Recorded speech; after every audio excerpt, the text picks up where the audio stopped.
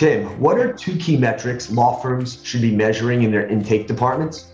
All right, I'm going to tell you three.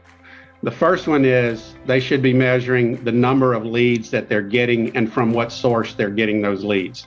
You know, some do lots of traditional advertising that creates inbound calls. Some firms buy leads from lead generation sources, which leads to an outbound call.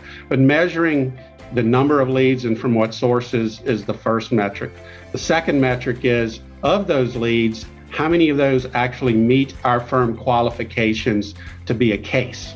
In other words, they're in our wheelhouse. We can do the best job, better than anyone else in the country, if we get that case. So leads, and then in the Vista terminology for that is wants, but it's really what meets the criteria. We call them wants.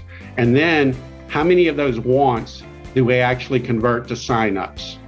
And with the firms that we work with, we measure those three components, and we look at the ratios. You know, leads to wants, wants to conversions, and the most important ratio within that is really wants to signups. Okay, we know that the top performing firms that we have been in, they get 93% or so, right in that area, of the ones that they want. Lots of firms that we go into are measuring how many leads and to signups, but that leaves out, although, I mean, that's a tough one because there's a lot of those cases that come that don't meet your criteria. So it doesn't give us that feedback.